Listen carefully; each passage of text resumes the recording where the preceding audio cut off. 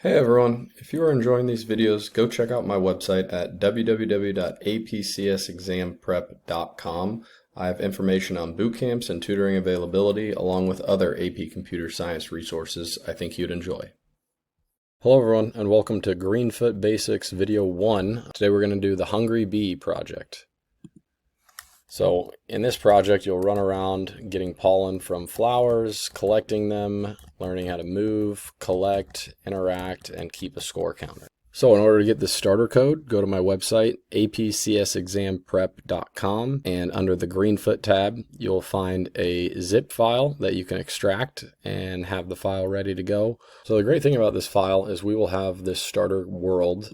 So what I really like that I'm going to do on this series is that I will have some starter code that will at least get you going, and you won't have to start a project completely from scratch. And then I will have comments of to-do lists and tasks that you can complete on your own. And then you can refer back to the video if you need help with anything, where I will go through and complete the to-do list and make sure that I have my code working how it's supposed to. But I encourage you to try these things on your own. Developing the skills and knowledge is how you become a good programmer. By understanding how to analyze a problem and solve it on your own using your own logic is the only way that you can become a really solid programmer. Just watching tutorial videos and following along with someone else is not really going to be an effective way to teach you how to develop the skills that you need to be a good programmer. So first of all, we have our world, and we have the world is called My World, and that is our background. So that's just this sand background. And we have actors in this world, which are going to be our things that interact with each other in the world. And our players, or things that we need to collect, or projectiles, or platforms, or whatever you need to have happen, those are going to be your actors, where the world is just your background. Okay, and so we have our bee class and our flower class, which are subclasses of the actor class.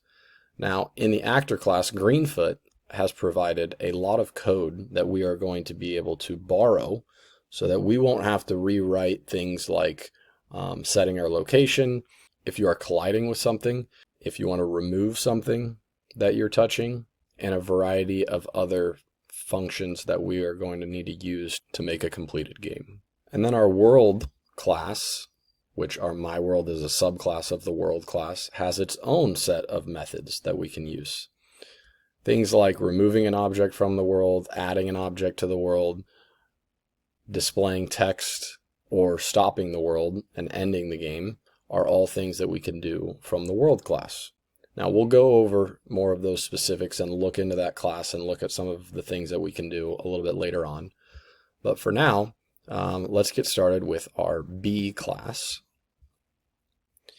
And so really the only code we're going to write for this project, since it's just our first project, is just in the B class. And we're just going to have our B move around, be able to collect things, and then display the score for when we collect. Okay, so I've already written out a variable here, and a variable is used to store a value, and we need to store our score, which is the number of flowers we've collected.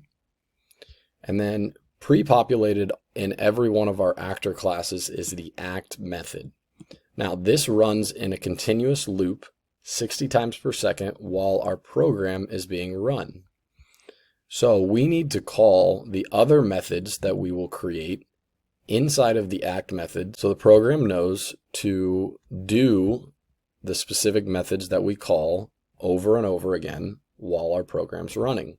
So things like check if a key is pressed, allowing us to check if our arrow keys are pressed in this example so that we can move around the screen. Check if we're colliding with a flower, and then updating and displaying our text, our score along the way. So starting with the check key pressed code, we would say that we need to check if a key is down. Since this runs in the act method in a continuous loop, it won't just be checked one time, but it'll be checked every frame 60 times per second.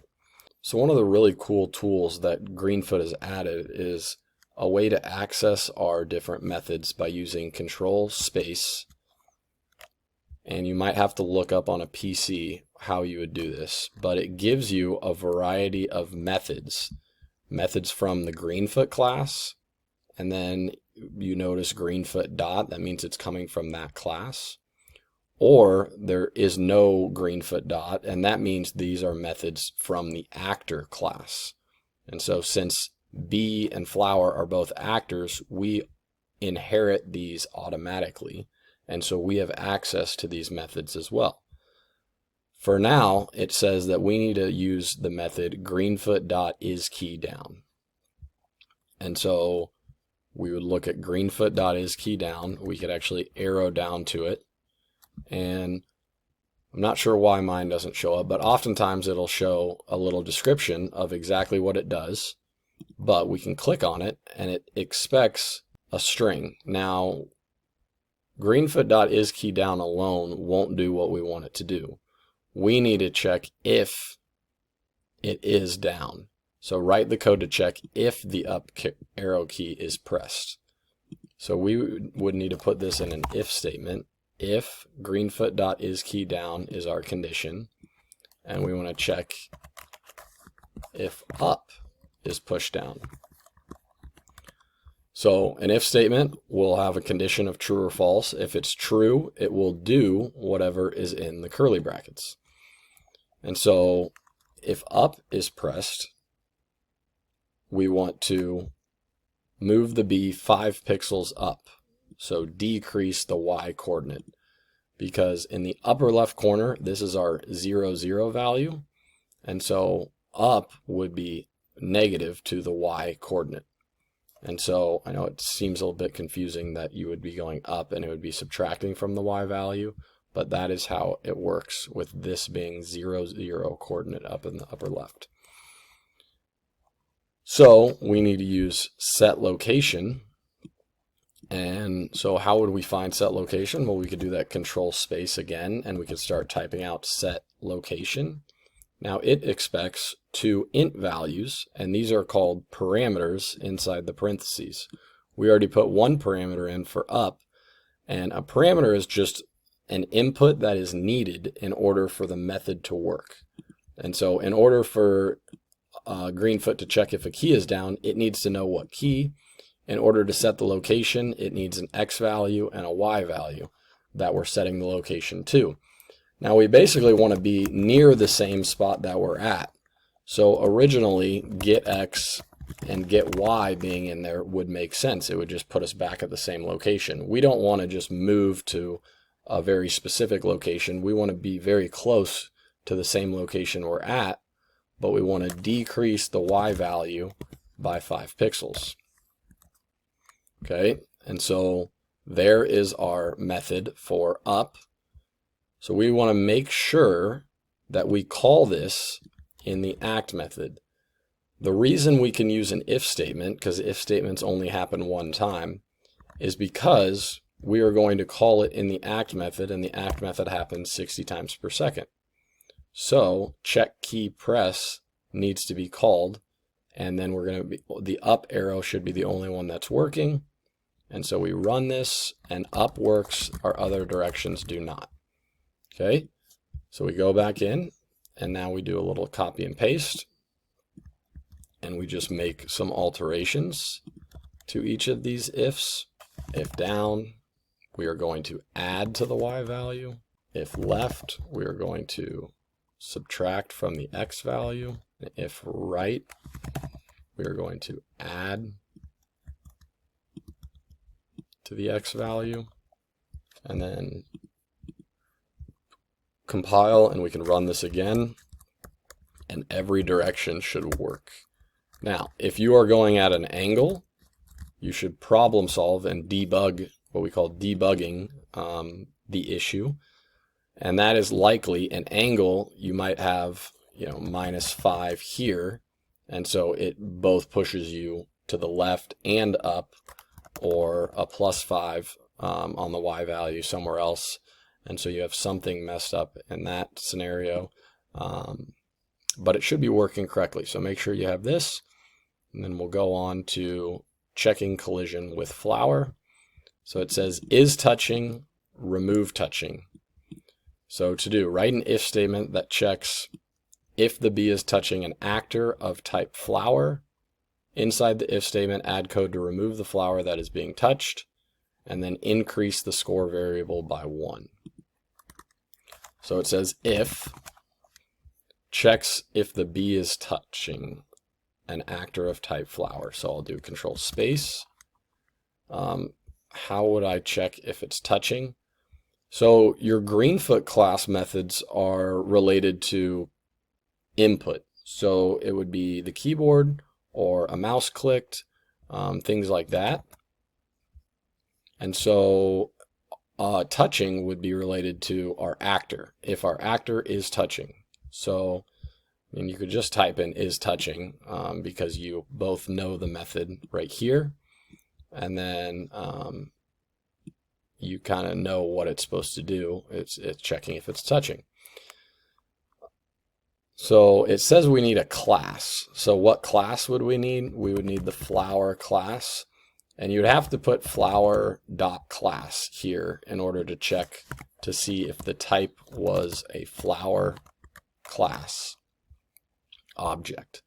And so if you're touching anything of the flower class, we need to, it says remove touching, so I could just start typing in remove. I remove that item from the flower class. Okay, and then it also says inside the if, add code to remove the flower, and then increase the score variable by 1. So we only want to increase the score variable if we've touched a flower and we've removed that flower. So we would do score plus plus, and that would add to our score value. And we can go ahead and test this code, but we want to make sure that we call this as well in the act method. Add a semicolon, compile, and now we should go around and be able to collect our flowers. So then we go back into the bee class, and our next job is to display score. So it says we need to use the getWorld method to get the world object, then call its showText method. In order to show text, we have to call the getWorld method to get the world object, which allows us to show text in that specific world. We might have multiple worlds more than my world, multiple levels, and you want to make sure that you're specifying which world we're going to show text in. So the getWorld method is you would use getWorld dot, and then you can do that control space, and that will actually access your world methods. And you notice that there's no set location, there's no move or turn. These are different methods, and these are methods that are related to our world. So adding an object, getting the background, getting the height of the world, getting a list of the objects in the world, a variety of other ones, but what we are going to do is show text. And our show text method has 3 arguments: the text to display, the x coordinate, and y coordinate. So the text to display would be our score, and it needs to be a string. So score, colon, space, and you need quotes around it to signal that it's a string. But how can we update a score if we don't know if we need it to be a string? Well, we can do something called concatenation, which by doing plus score, we're not adding the score value. We are concatenating or combining this into one string. And so now this whole thing is going to be a string, but this score variable will update even though it's an int value, an integer that's created up at the top. It updates when we remove a flower, and by showing text, we will update our show text with our score variable starting at 0 and then going up as we continue on. So 50, 50 is a good upper left corner near 0, 0 when we're talking pixels. Okay, it'll be right around here. Now it's in the act method. Later on we'll talk about how we can display it in before we run the code, But because it's in our act method, which I never added it to the act method, which is a common mistake. Okay, we need to make sure before we run the code that this method is actually getting called. Otherwise, nothing will happen if the method is not called. So then we go back, and when we run the code, now our score shows up, and it will update as we collect our flowers. I hope you enjoyed the video, and don't forget to check out my website, apcsexamprep.com, where you can get more information on boot camps and tutoring availability.